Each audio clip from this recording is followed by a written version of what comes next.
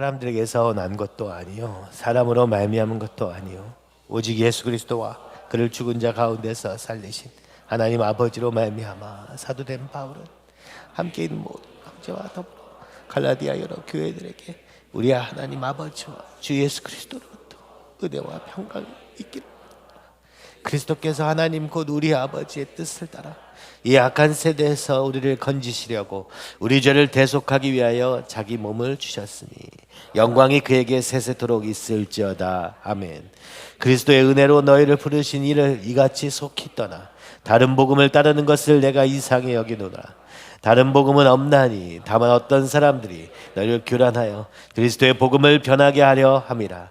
그러나 우리나 혹 하늘로부터 온 천사라도 우리가 너희에게 전한 복음 외에 다른 복음을 전하면 저주를 받을지어다.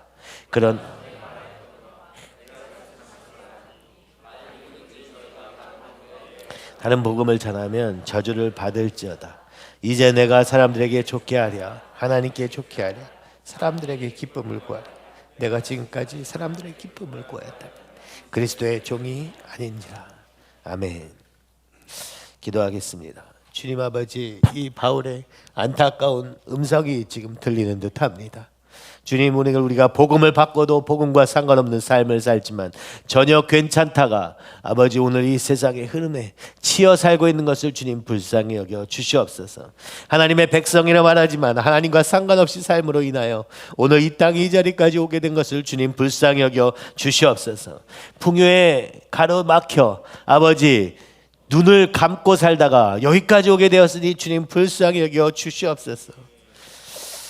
아버지, 오늘도 아버지 깨어있지 않는다면 오늘 우리가 삼킨 바 되어도 깨닫지 못하게 될 줄 아오니 주님 깨워주시고 아버지 정말 주님 그 살아계신 주님의 음성이 우리 안에서부터 울려 퍼지는 시간이 되게 하여 주시옵소서.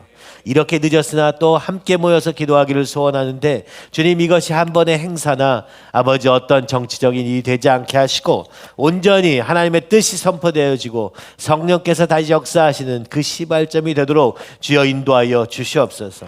이 어두운 세대에 아버지 오직 교회만이 세상의 소망인 것을 아버지 주님의 말씀하셨듯 그러한 것을 다시 보게 하여 주시옵시고 일어날 수밖에 없도록 아버지 오늘도 외치는 이 세상의 악한 세력의 음성들이 잠잠해지게 하여 주시옵소서. 예수님의 이름으로 기도하옵나이다. 아멘.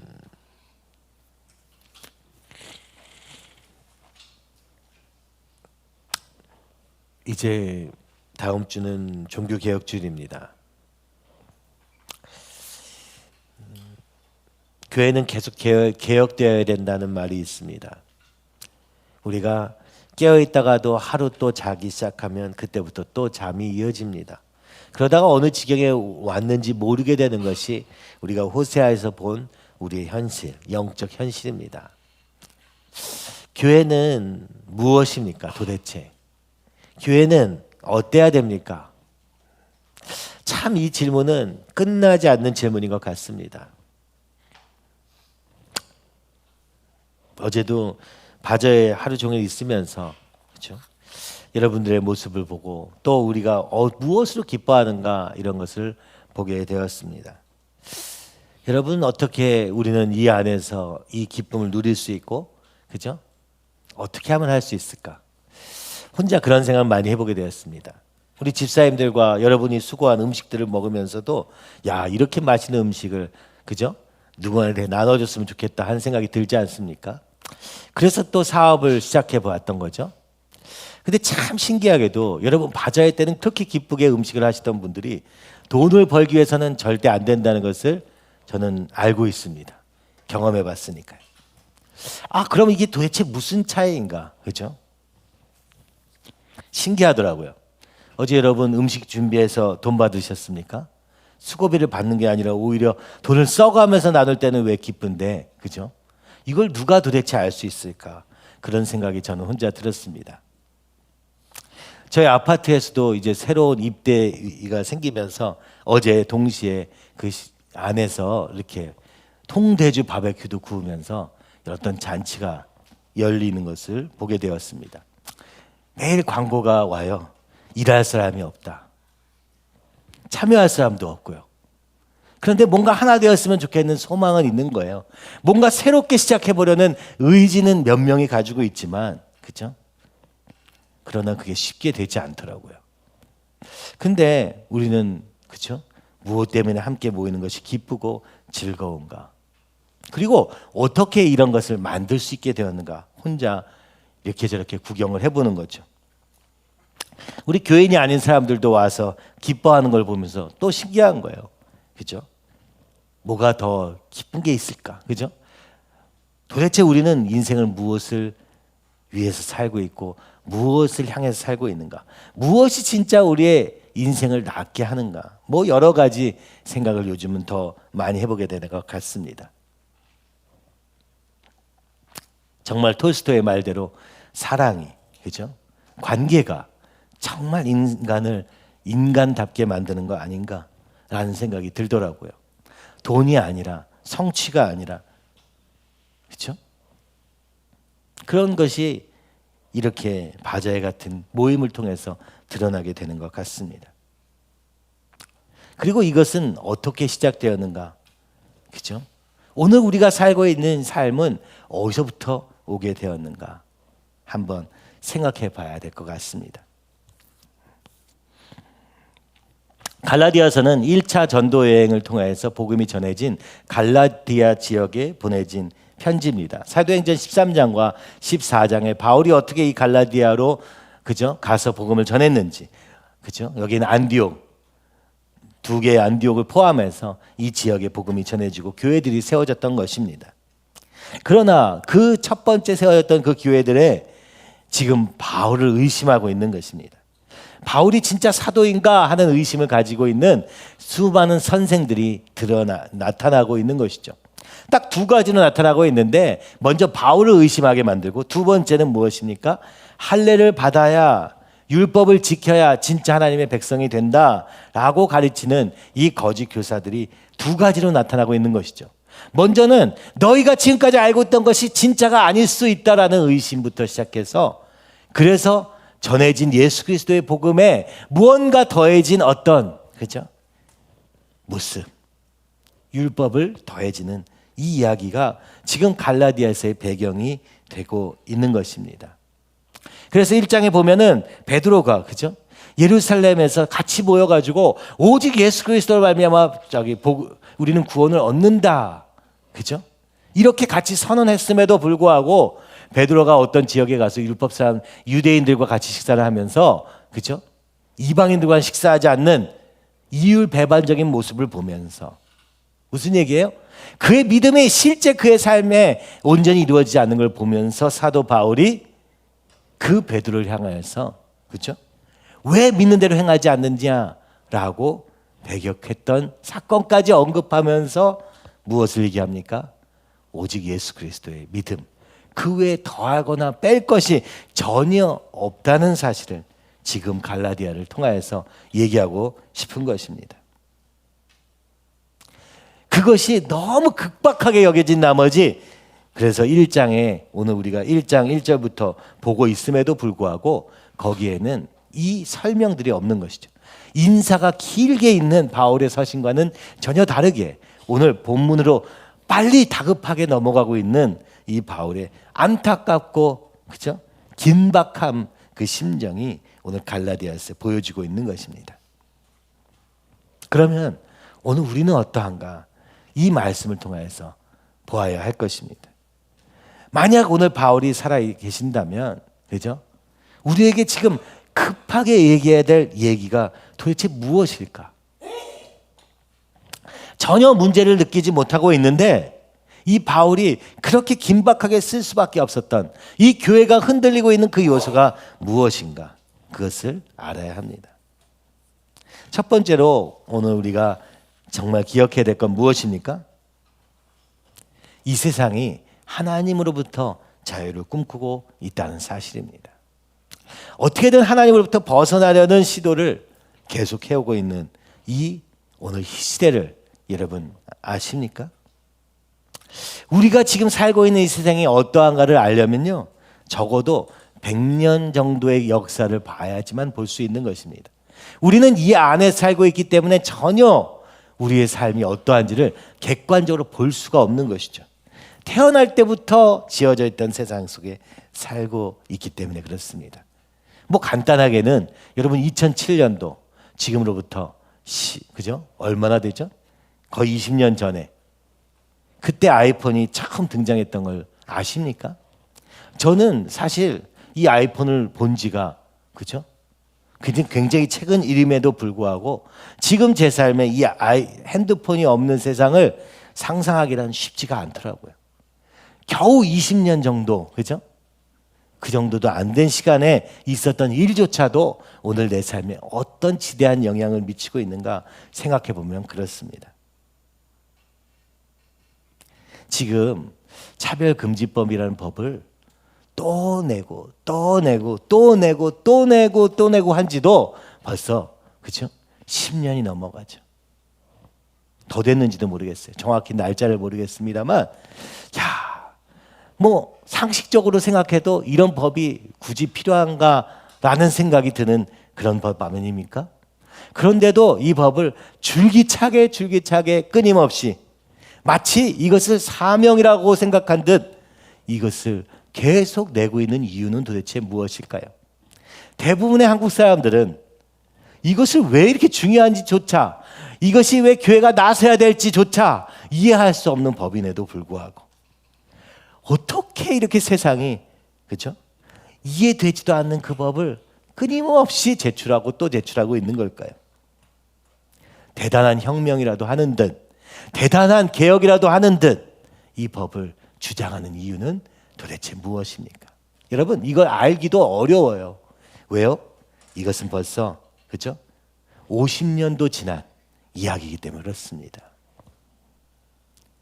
금지된 모든 것을 금지하라라고 외쳤던 프랑스에서 일어났던 혁명운동 68 혁명에 그 뿌리를 두고 있다는 사실을 우리는 알아야 됩니다. 아니 사실 알아야 되는 건 아니고 하다 왜 이렇게들 이 얘기가 중요한 건지를 파고파다 보면 벌써 50년 전의 이야기로 거슬러 올라가게 되는 것을 보게 되는 것이죠. 당시에 그죠?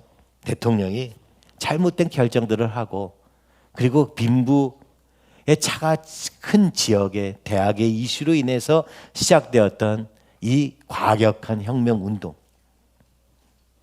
그렇게 시작되었던 그들의 구호는 모든 금지된 것을 그죠?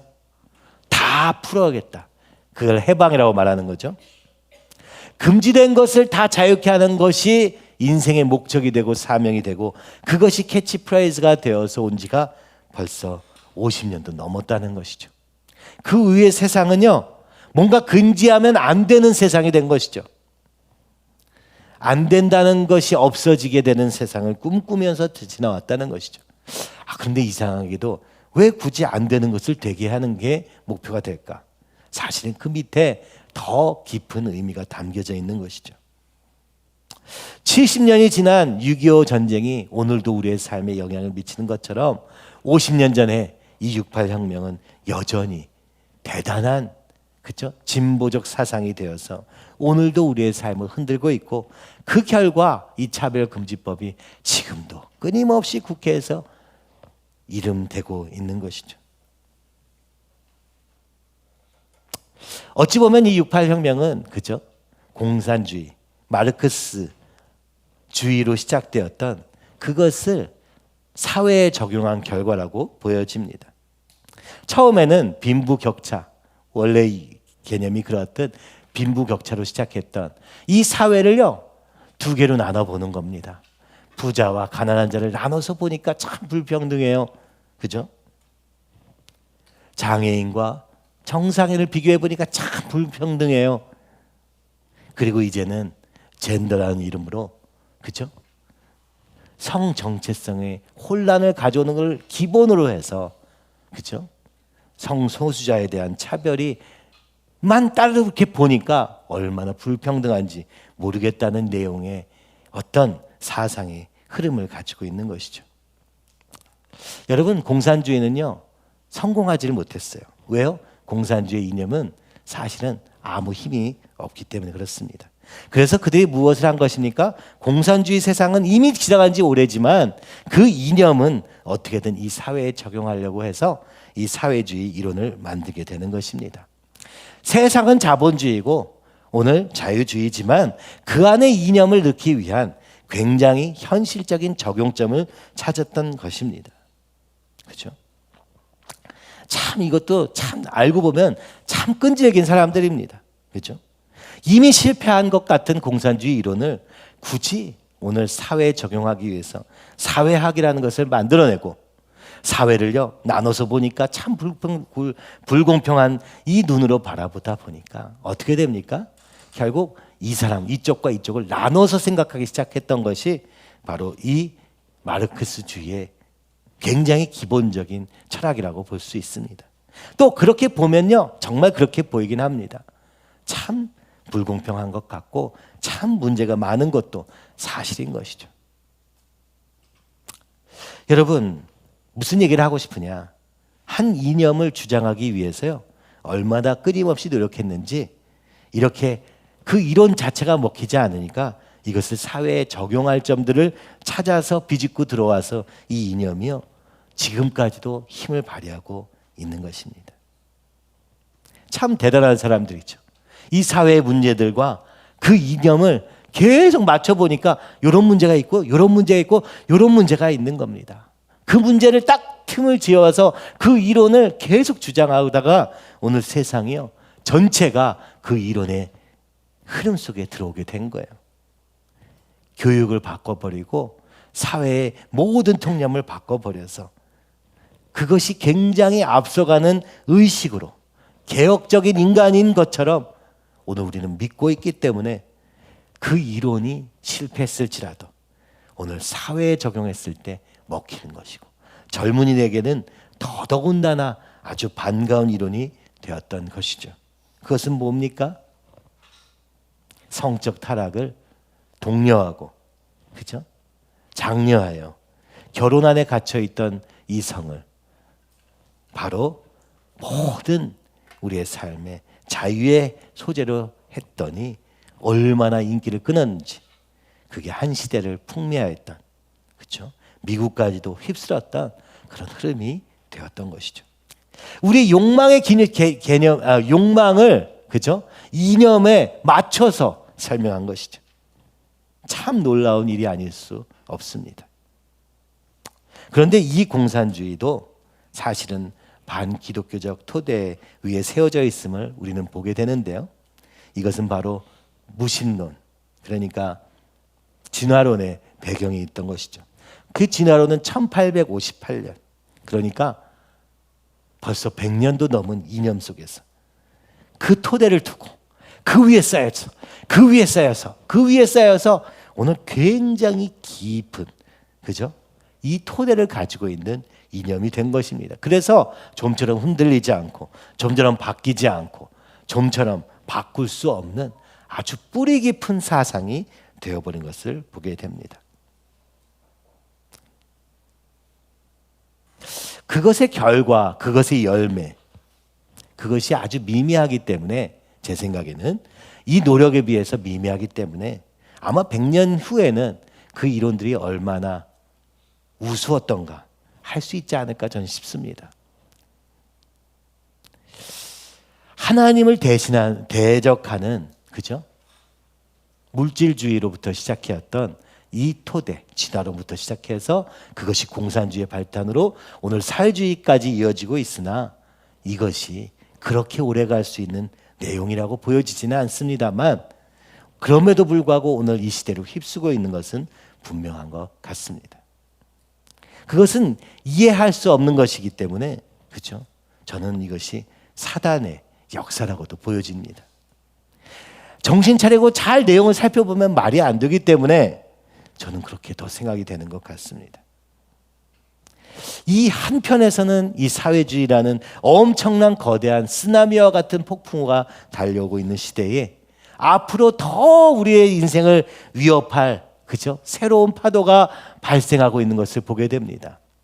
마치 아수르의 시대를 지나서 바벨론 시대가 오는 것처럼 오늘 기술의 발전은 우리에게 절대자 자체를 부정하는 무신론으로 나타나고 있는 것이죠. 오히려 사회주의는요, 유물론이긴 하지만 이념 자체가 절대성을 가지고 있는 반면 이 기술의 발전으로 한 이 무신론 자체는요, 근거도 없고 뿌리도 없기 때문에 더 무섭습니다. 영원히 살 수 있는 불로초를 찾아다니던 진시 황제의 꿈이 드디어 기술의 발전을 통해서 이루어질 것처럼 오늘 기대하고 있지 않습니까? 의학의 발전과 복제 기술의 발전을 통해서 모든 자연 법칙으로부터 자유로워질 수 있는, 그죠? 그런 시대를 꿈꾸는 것 또한 사실입니다. 그것이 바로 이 기술주의의 또 다른 무서운 파도와 같이 보여집니다. 이 사회주의와 기술주의의 두 파도는 오늘날 우리가 현재 볼 수 있고 예상할 수 있는 거대한 파도를 이루고 있는 것입니다.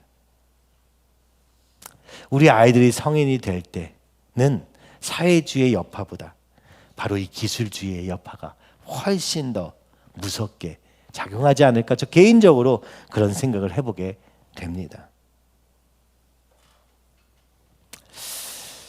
그런데 오늘 우리는 무엇을 꿈꾸고 있는 것입니까?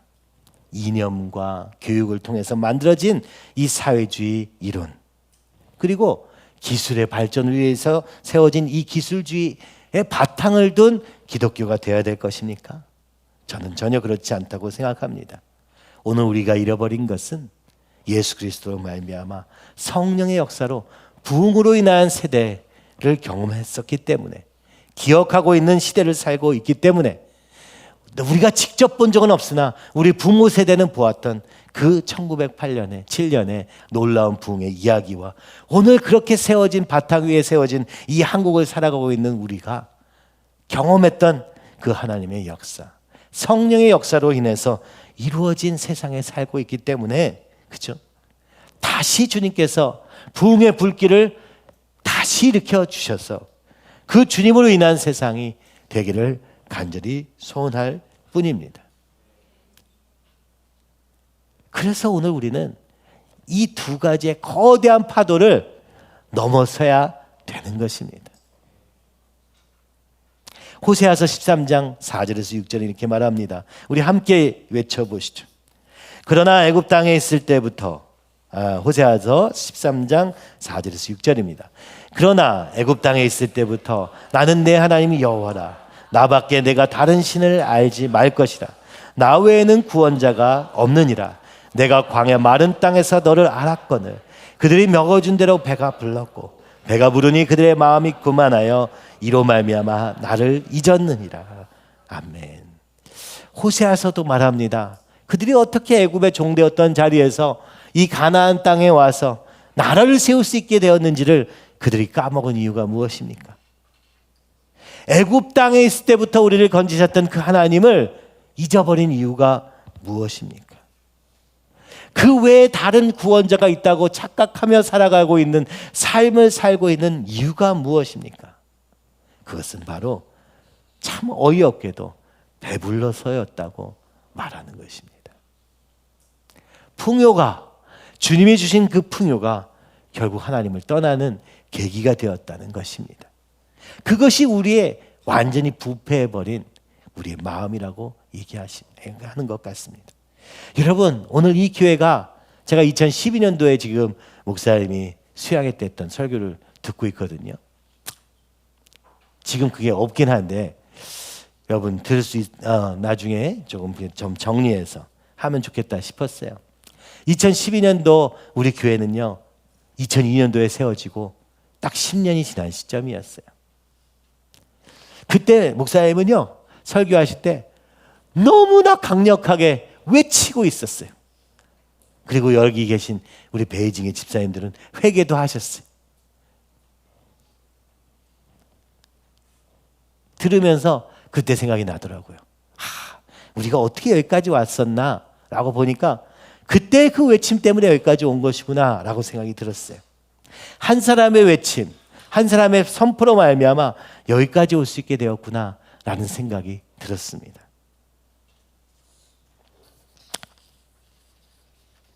여러분, 오늘 우리가 지금 어디쯤 있는가 정말 여러분 하나님 앞에서 한번 생각해 보셔야 돼요. 이제는 우리가 배불러서 굳이 하나님이 필요하지도 않고 굳이 하나님 때문에 예수의 이름을 막 날마다 외쳐야 될 이유가 없다면 그때부터 우리는 잊고 있는 것입니다. 그 주님을 잊는 순간 오늘 우리의 삶에, 그죠? 차차 그 주님으로 인한 변화보다 이 세상의 물결이 우리의 삶을 더 파고들게 되는 것을 보게 되는 것이고, 그것을 본 지도 벌써 10년이 넘어가거든요. 근데도 여전히 이것을 계속 싸울 수밖에 없는, 그죠? 그래서 우리가 함께 모여서 외쳐서라도 그 길을 막아야겠다고 생각할 수밖에 없을 만큼 복음을 전하는 일도 사라지고 그 예수 그리스도로 인한 구원이 가치 없어지는 것 같이 보여지는 시대를 살고 있는 것이 너무나도 안타깝습니다. 그것이 오늘 이 바울의 안타까움 아닐까 하는 생각이 들어요. 바울이 어떻게 목숨을 걸고 가서 복음을 전했던 그 자리가 이렇게 변질되고 있는 것을 보면서 인사도 생략할 만큼 그는 외치고 있는 것입니다. 여러분 갈라디아서 1장 1절에서 5절을 보십시오. 우리 한번 같이 읽어보겠습니다. 사람들에게서 난 것도 아니요 사람으로 말미암은 것도 아니요 오직 예수 그리스도와 그를 죽은 자 가운데서 살리신 하나님 아버지로 말미암아 사도된 바울은 함께 있는 모든 형제와 더불어 갈라디아 여러 교회들에게 우리 하나님 아버지와 주 예수 그리스도부터 은혜와 평강이 있기를 원하노라. 그리스도께서 하나님 곧 우리 아버지의 뜻을 따라 이 악한 세대에서 우리를 건지시려고 우리 죄를 대속하기 위하여 자기 몸을 주셨으니 영광이 그에게 세세토록 있을지어다. 아멘. 바울은 길게 인사하지 않아요. 근데 인사에도 이것을 넣습니다. 사람에게서 난 것도 아니요 사람으로 말미암은 것도 아니다. 오늘 이 교회는 우리가 열심히 성격이 좋고 맞아가지고 여기 모인 게 아니다. 여기 있는 이유가 우리가 아니다. 우리가 애써서 만들어가는 것이 아니다. 오직 예수 그리스도, 오직 예수 그리스도와 그 하나님의 은혜로 말미암아 나는 사도가 된 것이다 라고 외치는 것입니다. 마찬가지로 이 교회도 하나님이 세우신 것이다. 예수님으로 말미암아 세워진 것이다. 이것을 너희가 지금 잊고 있는 건 아니냐. 인사에서부터 외치고 있는 것입니다. 그렇죠? 여러분 오늘 우리가 무엇을 잊고 있습니까? 여러분 길 가면서 예수 이름이 저절로 나옵니까? 그렇지 않다면 문제 있는 건 아닙니까? 그죠? 맞습니다. 문제 있는 겁니다. 사도 바울은 인사도 예수님으로 하는 것입니다. 우리 이제 만날 때 예수님을 인사해야 됩니다. 그죠? 오늘 우리는 우리가 좋아서 만난 게 아니에요. 네가 좋아서 만난 게 아니야. 내가 성격이 좋아서 만나는 게 아니라 오늘 예수 그리스도께서 여기 계시기 때문에 우리는 예수님 안에서 우리가 하나 되어가는 중이다 라고 선포해야 될 줄 믿습니다. 그러면서 또 얘기하는 거예요. 그리스도께서 예수님께서 하나님 곧 우리 아버지의 뜻을 따라 하나님의 뜻을 위하여서 이 악한 세대에서 우리를 건지시려고 우리 죄를 대속하기 위하여 자기 몸을 주셨으니 영광이 그에게 세세토록 있을지어다. 여러분 바울은요 한 번도 이것을 잊지 않습니다. 잊지 않습니다. 무엇을요? 예수님이 누구신가 하는 것을 잊지 않아요. 그래서 인사에도 또 이것을 넣는 것이죠. 예수님은 하나님의 뜻대로 오셨다. 그 하나님의 뜻은 무엇이냐? 목적이 무엇이냐? 악한 세대에서 건지시려고. 아멘. 오늘 우리가 있다는 이 땅은 악한 세대입니다. 이 세상이 선할 것으로 기대한다면 그것은 잘못된 것이고 너무 아니란 생각인 것입니다. 오늘 하나님이 예수님을 보내신 이유가 우리를 악한 세대에서 건지시기 위함이라고 말씀하고 있는 것입니다. 그러므로 주님이 말씀하셨으니 이것이 사실인 줄 믿으시기 바랍니다. 내가 이해돼서가 아니라 주님이 오신 이유가 바로 이 세대가 악하기 때문이구나. 그렇죠? 이거 왜 모릅니까? 오늘 우리가 예수님을 잊어버렸기 때문에 그렇습니다. 이거 왜 모릅니까? 이 예수님을 전하지 않기 때문에 그렇습니다. 오늘 죽어가는 영혼들을 향한 안타까운 마음이 없기 때문에 그렇습니다. 나 혼자 먹고 잘 살면 되니까 그렇습니다. 나가서 오늘 우리가 복음을 전하고 삶의 현장에서 죽어가는 영혼들을 바라보면서 악한 세대에서 건지시려고 오신 예수님을 기억하기 원합니다. 이 악한 세대에서 건지시면 어떻게 됩니까? 답은 하나예요. 죄를 대속하려고. 이 죄의 문제를 해결하기 전에는 악한 세대에서 건진받을 수 없습니다. 그러므로 예수님께서 오셔서 우리의 죄를 해결하기 위해 오셨다는 것입니다. 그리고 이 죄를 해결하는 방법은 무엇입니까? 무엇입니까? 자기 몸을 주는 것입니다. 여러분, 오늘 예수님의 죽으심이 우리를 살리셨음을 기억하시기 바랍니다. 그러니까 똑같은 것입니다. 오늘 우리가 악한 세대의 사람을 건지시기 위해서 무엇해야 합니까? 죄의 문제를 해결해야 되는데요. 그 죄의 문제는 예수님의 보혈로만 해결됩니다. 근데요, 그러면 예수님 믿으세요? 그러면 죄의 문제가 해결됩니다 하면 사람들이 예수님 믿습니까? 전혀 안 그렇습니다. 우리가 그랬듯 그들은 무엇을 보기 원합니까? 우리 자신을 내어주는 것을 보기 원합니다. 예수님이 그러셨던 것처럼 그 한 영혼을 위해서 나를 내어주는 것을 원하는 것입니다. 심지어요, 얼마나 내어주는가를 평가하는 거예요. 야, 너 10점 만점에 5점이라 내가 너 못 따라간다. 여러분요, 이기적인 세대 가운데 이것이 너무 힘들고 피곤한 것입니다. 자기를 줄 생각은 1도 없으면서, 그렇죠? 오늘 복음을 전하는 사람에게는 더 기대하는 거예요. 더 많이 달라고. 네 사랑이 그밖에 안 되냐고. 예수님의 사랑이 그밖에 안 되냐고 오늘 나에게 묻는 것입니다. 그래서 예수님이 말씀하신 것처럼 나를 따라오려거든 자기를 부인하고 자기 십자가를 지라. 무슨 얘기입니까? 우리에게 무슨 십자가가 있습니까? 예수님의 십자가면 충분한데.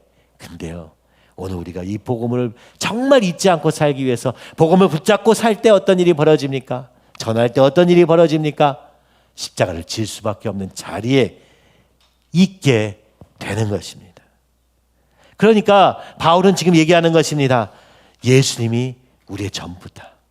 오직 예수 그리스도다. 그 주님께서 우리를 이 악한 세대에서 건지셨다. 그것을 위해서 죄의 문제를 해결하기 위해 자기를 전부 주셨다. 이 예수님을 잊지 말아라 라고 인사하고 있는 것입니다. 예수님이요, 우리에게 한가하게, 그죠? 너희끼리 잘 지내라. 네 가정이 잘 되기 원한다. 네 자녀가 똑바로 크기 원한다 해서 오신 것이 아닙니다. 우리를 이 악한 세대에서 건지시기 위해서 오신 것입니다.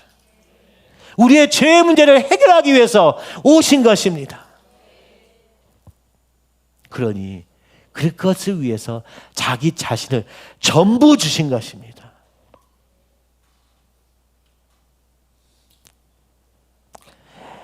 1장 6절에서 7절을 바울은 이렇게 외칩니다. 그리스도의 은혜로 너희를 부르신 이를 이같이 속히 떠나 다른 복음을 따르는 것을 내가 이상하게 여기더라. 바울이요, 답답해 죽겠는 것입니다.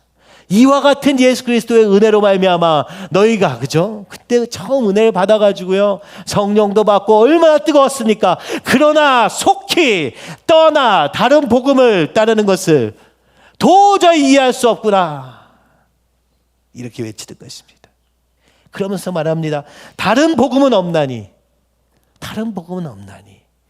다만 어떤 사람들이 너희를 교란하여 그리스도의 복음을 변하게 하려 함이라.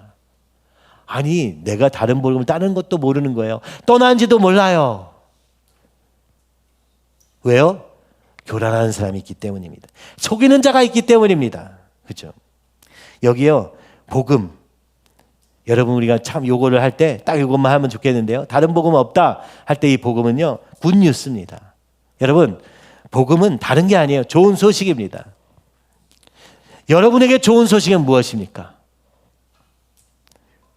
여러분에게 좋은 소식이 지금 무엇입니까? 물어봐야 됩니다. 스스로에게.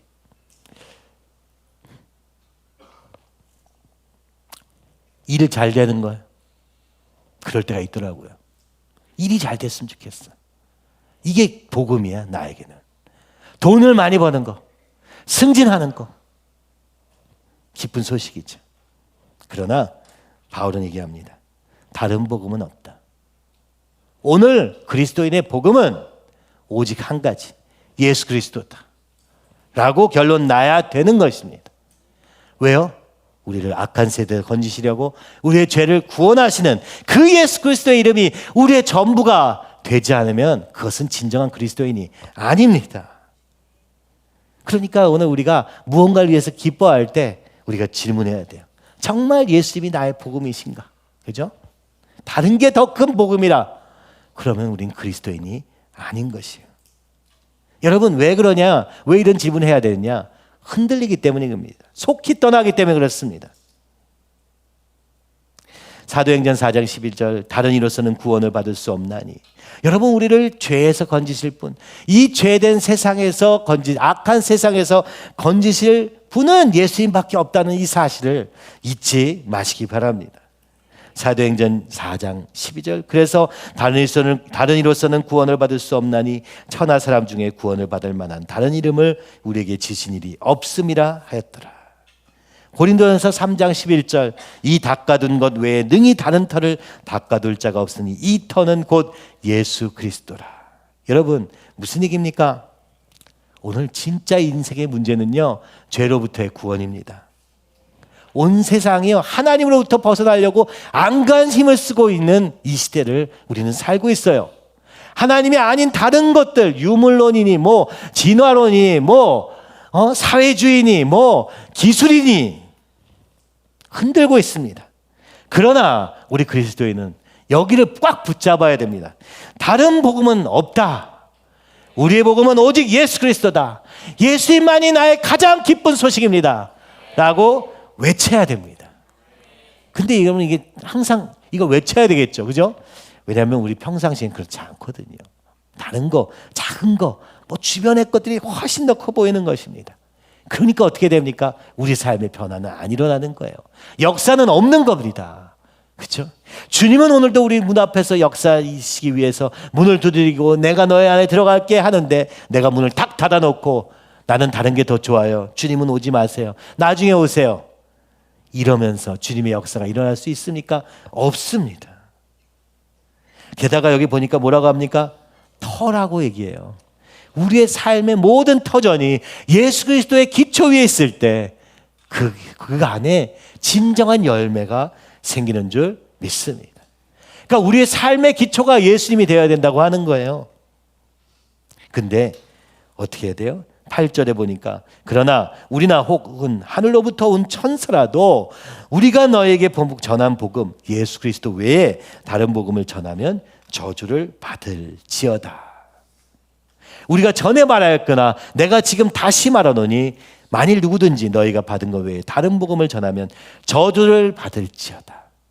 우리 예수 그리스도를 떠나는 순간 우리의 삶에 저주가 임할 수밖에 없다고 전에도 말했고 내가 지금 다시 말한다라고 바울은 얘기하는 거예요. 고린도후서 4장 11장 14절도 말합니다. 이것은 이상한 일이 아니다.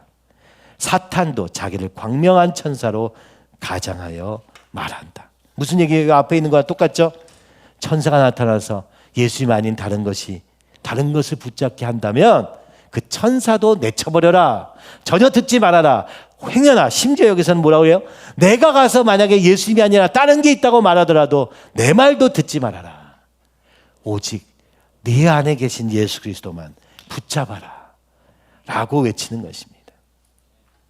그렇지 않으면 우리의 삶에 그 예수님을 떠나는 그 순간 비록 죄로부터 구원을 받았지만 죄의 문제를 예수님의 이름으로 해결받은 것 같았지만 다시 떠나는 순간 저주가 원래 우리의 삶에 있던 그 죄와 사망의 저주가 우리의 삶에 다시 영향을 미친다는 겁니다. 여러분 이게 무서운 것이죠. 우리가 처음 주님을 만났을 때 얼마나 뜨거웠습니까? 그때 얼마나 놀라운 변화도 있었습니까? 그러나 얼마나 우리가 또 속히 떠나가지고 또 예수님의 성령의 열매가 아닌 나로 인한 열매가 내 삶에 가득한 것을 보게 되지 않습니까? 그래서 깨어있으라 분별하라 말하고 있는 것입니다. 하나님은요 우리 교회를 세우셨습니다. 이 교회를 안디옥 교회로 세우셨습니다. 하나님은요 교회를 통해서 세상을 바꾸시기 원하십니다. 세상의 유일한 소망은 교회입니다. 왜냐하면 주님이 그렇게 말씀하셨기 때문입니다. 주님이 그렇게 하시기 원하시기 때문입니다. 그리고 그 교회는 한 사람으로부터 시작되고 한 사람에 의해서 이루어졌습니다. 그러므로 우리가 항상 고백했던 것은 한 사람의 믿음이 중요하다는 것이었습니다. 한 사람을 세우는 것이 이 교회의 목표였고 그 한 사람이 여러분과 제가 되기를 바라시는 것입니다. 그러니까 여러분 한 사람만 세워지면 교회가 되는 것입니다. 오늘날 우리가 생각하는 것처럼 신학교를 나오고 뭐 어쩌게 해가지고 교회를 세우는 거 그런 거 말고 제대로 속의 교회 말고 그렇죠? 오늘 우리 안에 예수 그리스도의 생명이 넘치는 교회를 만드는 것이 이 교회의 목적입니다. 그것을 위해서 목사님이 새 생명 교제로 우리의 영혼이 진짜 예수님으로 가득 찬 완전히 새로운 생명이 되기를 갈고 닦으며 준비했던 것입니다. 그러므로 여러분 내가 다니던 교회는 원래 이랬어. 그렇다면 여러분 이 교회는 여러분 삶에 별로 필요 없는 교회입니다. 왜냐하면 이 교회는 그렇게 세워진 것이 아니라 여러분 한 사람의 교회로 세워지기를 목표로 한 교회이기 때문에 그렇습니다. 그래서 피곤한 거죠. 그래서 여러분 싫으신 거 아닙니까? 나는 그렇게까지 할 생각이 없어. 나는 이 정도로 만족해.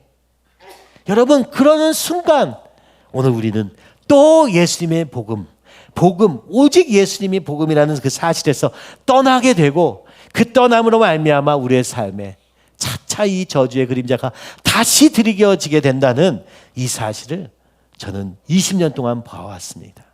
처음에 얼마나 뜨겁게 주님을 만났다가 결국에는 그렇지 못한 삶으로 끝나는지도 많이 봐왔습니다.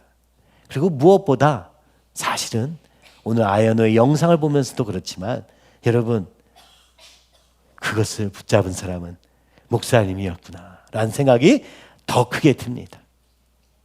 2012년도 수양회 듣다 보니까 우리 로케이의 아버지에 위한 기도 그죠?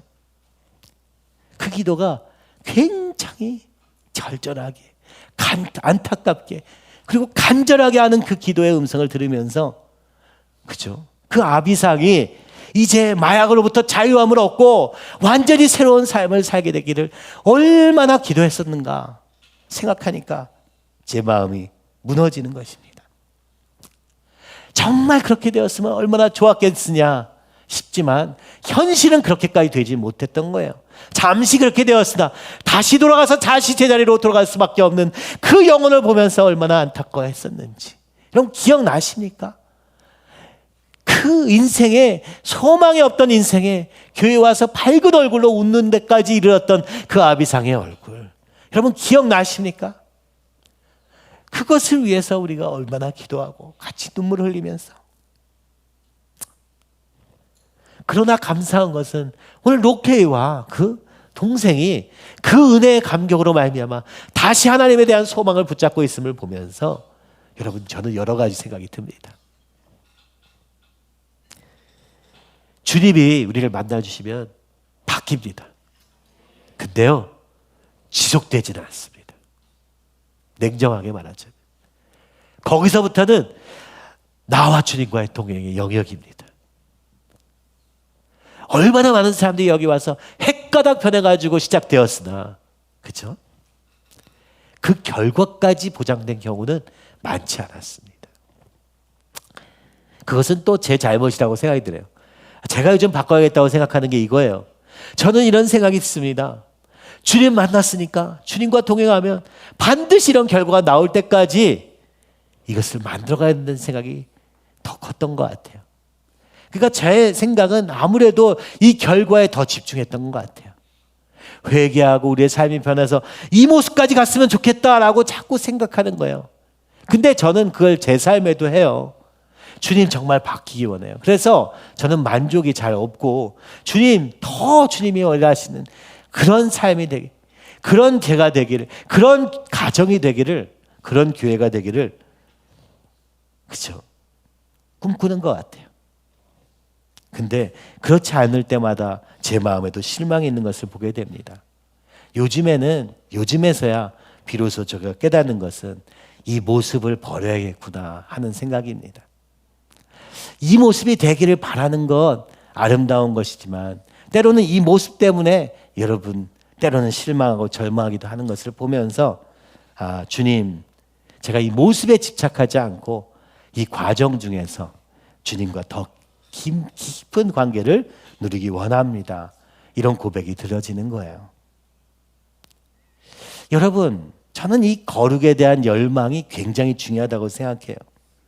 날마다 더 주님께 가까이 가고자 하는 그 열망만큼 여러분의 삶은 변하는 것입니다. 지금까지는요, 그 소망을 목사님이 더 크게 가지고 계셨어요. 더 믿음으로 바라보셨어요. 그죠? 저도 그런 마음이 필요하다고 생각이 되어져요.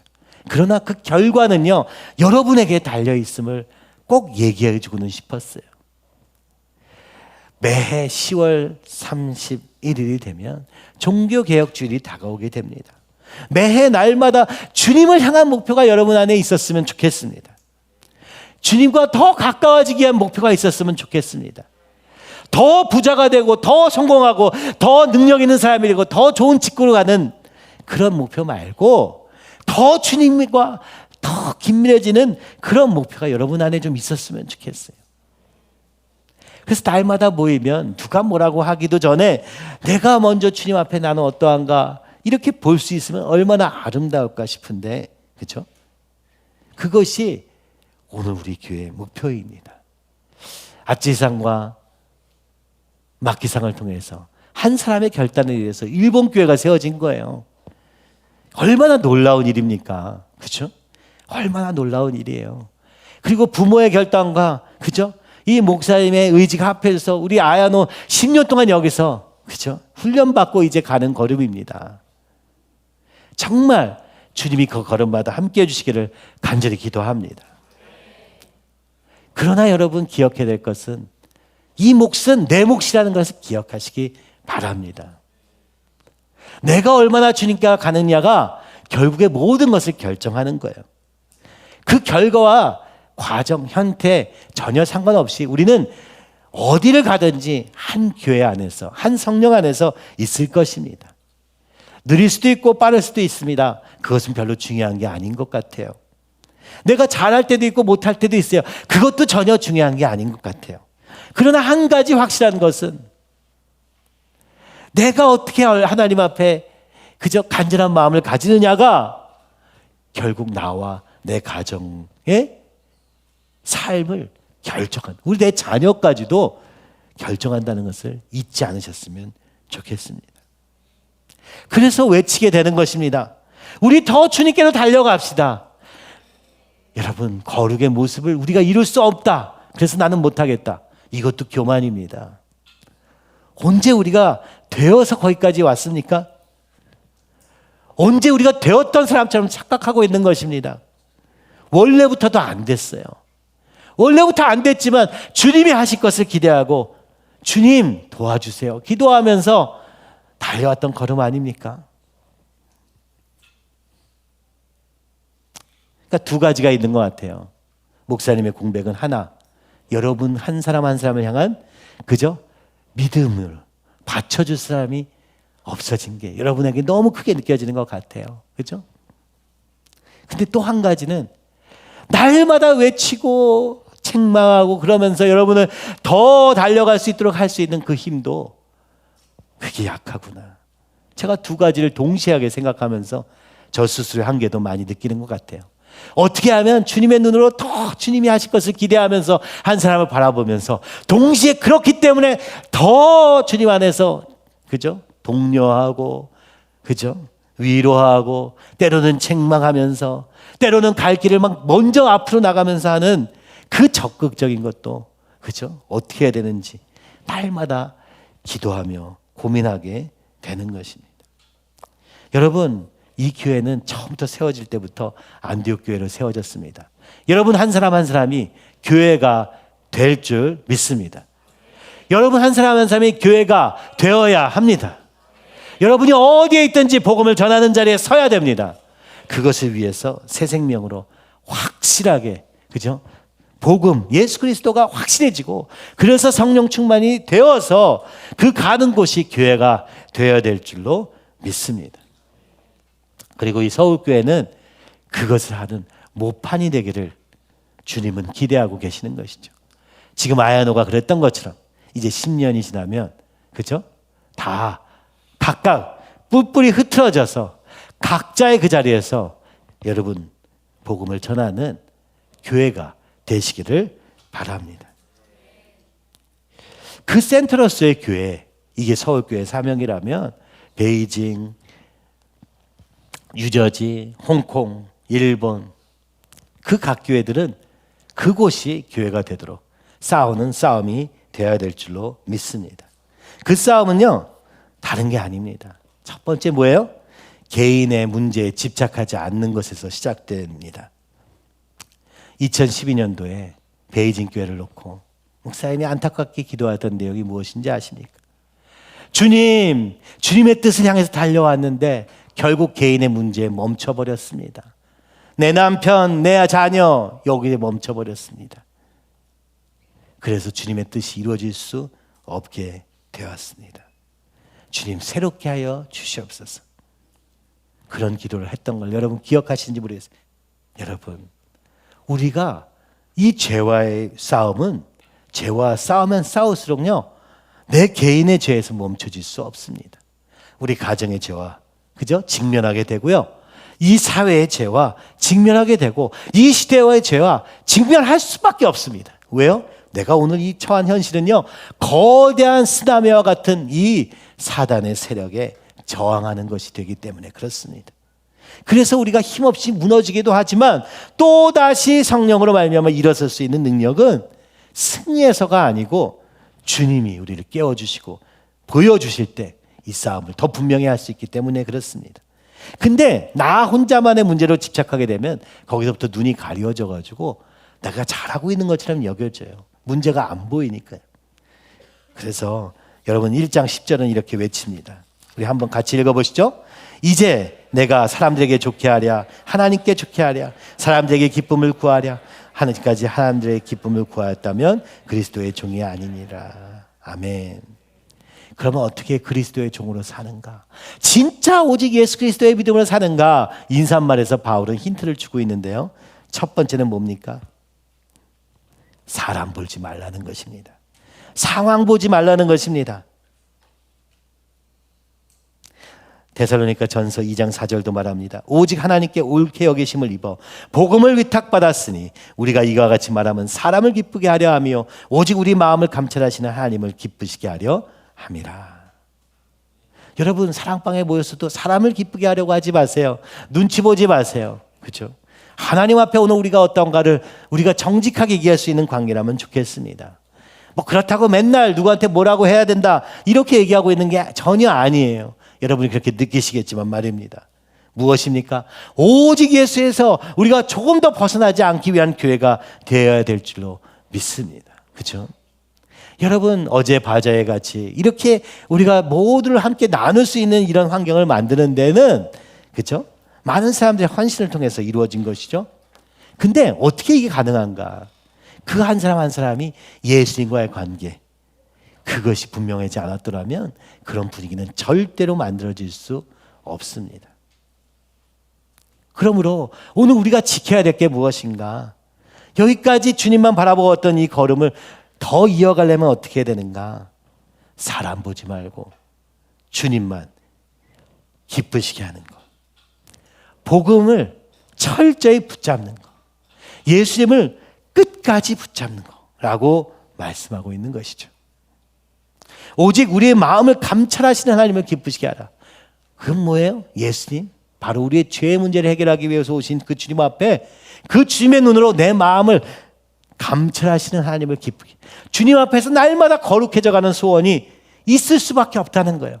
성령 충만한 사람은 그럴 수밖에 없는 것이고 주님과 동행한 사람은 그럴 수밖에 없는 것입니다. 우리의 삶의 모든 영역에서 예수님이라면 어떻게 하실까? 묻는 질문이 필요한 것입니다. 그러면서 로마서 2장 29절 오직 이면적 유대인이 유대인이며 할례는 마음에 할지니 영에 있고 율법 조문에 있지 아니한 것이라. 여러분, 하나님을 기쁘시게 한다는 것은 육으로 보여지는 것이 아니기 때문에 형태에 대한 얘기가 아니라 마음에 대한 얘기요, 영에 대한 이야기입니다. 그러므로 오늘 우리가 영에 대한 눈이 열려야 될 줄 믿습니다. 아니, 이것이 너무너무 중요한 거예요. 우리가 영에 대한 얘기를 하는데 그것을 육으로 들으니까 나는 못해, 나는 실패했어, 이렇게 되는 거예요. 여러분, 전혀 다른 차원의 얘기라는 것을 여러분 보여주시기를 주님께 간구하시기 바랍니다. 주님을 만나면 주님이 얼마나 거룩하신 분인지 알게 되면 우리가 얼마나 더러운 존재인지 그냥 알게 되기 때문에 이 죄의 문제가 더 이상 나 개인에 대한 어떤 자존심의 문제로 멈출 수가 없는 겁니다. 오히려 이렇게 썩어 빠진 나를 주님이 사랑하시고 보호하시네 감격할 수밖에 없는 죄의 문제가 오히려 하나님의 사랑에 대한 증거가 되는 데까지 가야 되는 것입니다. 아직 유괴 단계에 있으니까 나보고 뭐라 그래, 나는 괜찮은 것 같은데, 이거는요 전혀 아직 할례 받지 못한 거예요. 마음의 할례가 필요한 것입니다. 주님이 그것을 위해서 2020년부터 회개에 대한 말씀을 하시며 눈을 좀 떠라 조금 뜨나 했더니 또 다시 제자리로 돌아가, 육으로 돌아가. 다시 우리의 눈이 감기는 것. 정말 피곤한 사람처럼 자꾸 눈이 감기는 것이 너무너무 안타깝습니다. 주님이 강제로 눈을 떠서 눈을 이렇게 떠주고 오셨는데 저는 눈 감고 싶어요. 저는 지금이 좋아요. 여러분, 그렇다면 가장 불행한 일이 될 것입니다. 주님을 기쁘시게 하기 원합니다. 우리의 마음을 감찰하시는 하나님을 기쁘시게 하기 원합니다. 주님, 우리의 마음을 보시고 깨닫게 하시고 더러운 것을 제하여 주시옵소서. 여러분, 이런 담대한 기도가 가능한 이유는 예수님이 우리를 위해서 죽으셨기 때문입니다. 그래서 그 보호자 앞에 담대히 나갈지니라. 여러분, 우리 죄 때문에 못 나가요. 그러나 어떻게 나갈 수 있습니까? 예수 그리스도의 의의 옷을 입고 주님 앞에 달려나가. 비록 여전히 죄인인 모습은 주님의 피로 감싸주시기 때문에 나갈 수 있는 것입니다. 나갔다면 이제 그 벗어버리기 바랍니다. 주님, 제하여 주시옵소서. 아니, 오히려 성령의 충만을 부어 주시옵소서. 두 번째는 무엇입니까? 사람을 기쁘게 하지 말고 종이 되라고 얘기하는 거예요. 바울이 이 얘기를 정말 많이 해요. 그리스도의 종이다. 나는 죄로부터 자유를 얻었는데 난 이제 그리스도의 종이 되기로 했다. 이게 무슨 얘기냐? 다른 사람을 살리는 삶을 살라는 얘기입니다. 다른 사람을 살리기 위해서 종이 되어라. 기꺼이 종이 되어라 하는 얘기예요. 고린도전서 10장 33절, 나와 같이 모든 일에 다른 사람을 기쁘게 하여 자신의 유익을 구하지 아니하고 많은 사람의 유익을 구하여 그들로 구원을 받게 하라. 그들이 어떻게 구원받는다고요? 내가 내 유익을 구하지 않음으로, 그 사랑으로 다른 사람을 살리려고 할 때, 그러니까 예수님처럼 살아라는 얘기예요. 말 한마디로. 그렇죠? 여러분, 예수님처럼 살아야 될 줄 믿습니다. 그래서 예수님을 계속 날마다 붙잡는 거예요. 주님, 제가 지금 주님처럼 살고 있나요? 주님이라면 이 상황에 어떻게 하시겠습니까? 물어보시기 바랍니다. 우리에게서 나온 건 시기와 질투, 온갖 더러운 것밖에 없잖아요. 그걸로 좀 살지 말고 그때 물어보시기 바랍니다. 주님, 모든 사람을 기쁘게. 여러분, 이게 참 신기하죠? 사람들에게 기쁨을 구하랴. 사람들에게 기쁨을 구한다는 건 뭐예요? 사람들이 나를 인정해줘서 기쁜 거예요. 근데 어떻게 해요? 모든 사람을 내가 기쁘게 하는 거예요. 여기는 이 차이가요, 아주 작은 것 같은데 엄청 큽니다. 어떻게 모든 사람을 기쁘게 해요? 그들이 예수님을 만나서 그 사람들이 기뻐지는 것을 모든 사람을 기쁘게 한다고 말하고 있는 거예요. 예수님이 오신 이유가 모든 사람을 기쁘시게 하기 위한 거라는 거예요. 그러니까 예수님을 만남으로 인하여서 우리의 삶이 기뻐진다는 것입니다. 그렇죠? 그러려면 어떻게 해야 된다고요? 내가 종이 되어야 된다. 바울은 끊임없이 얘기하는 거예요.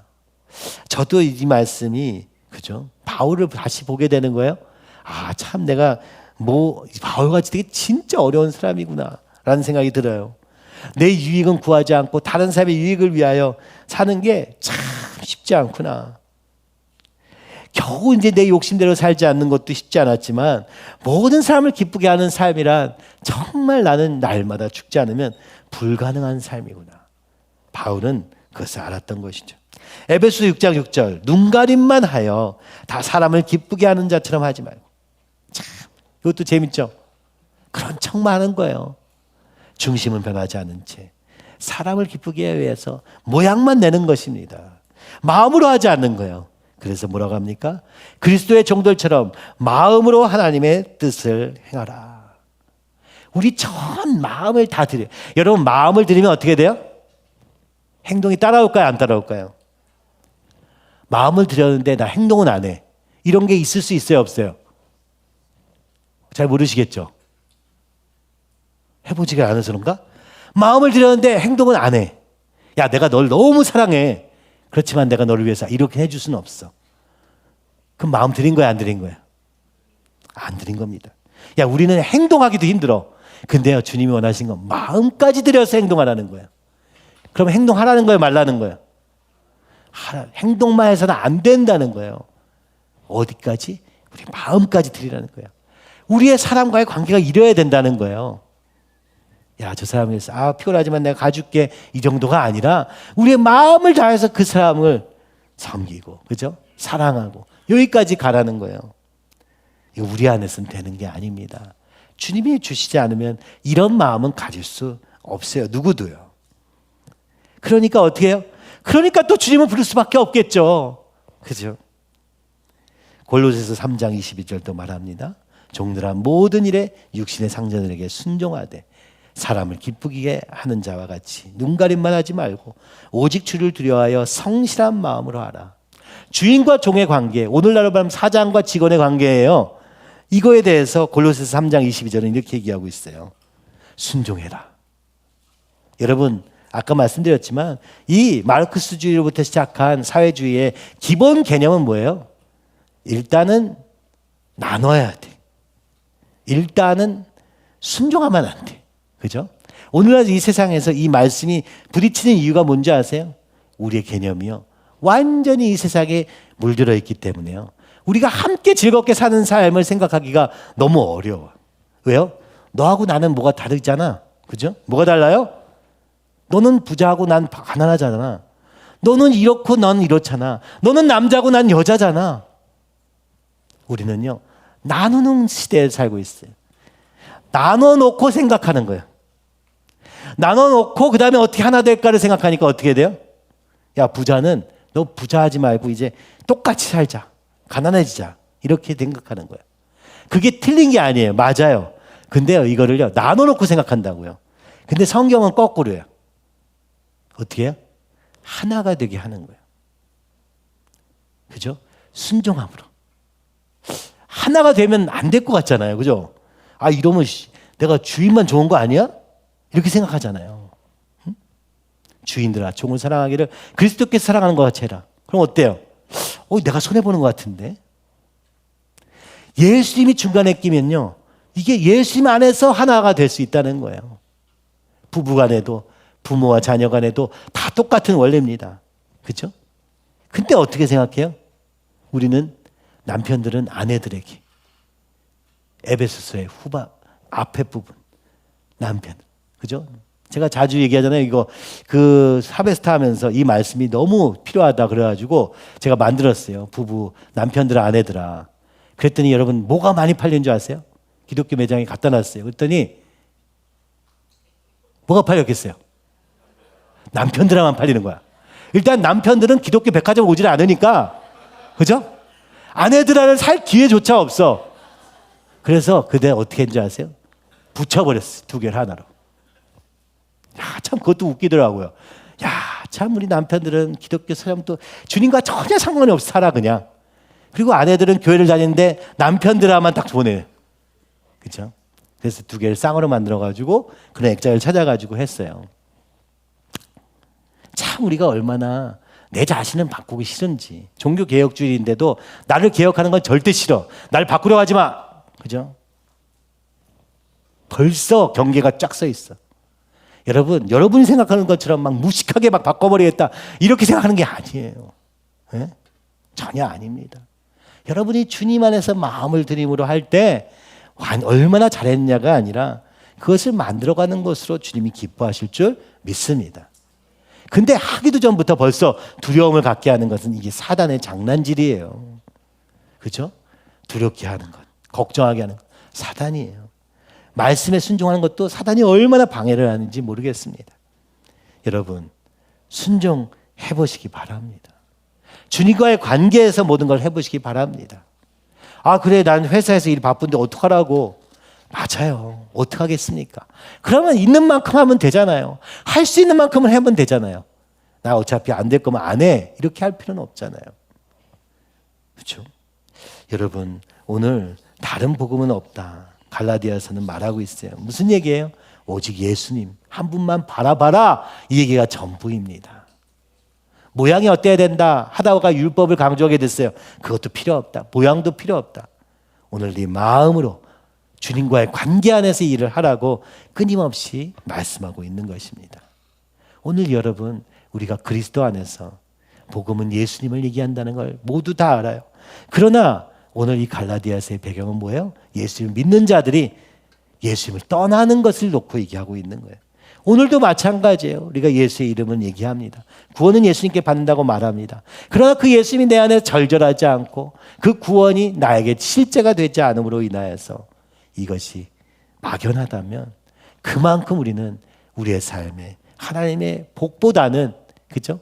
하나님 없는 저주가, 죄와 사망의 세력이 다시 우리의 삶에 영향력을 미칠 수 있다는 사실을 우리는 기억해야 합니다.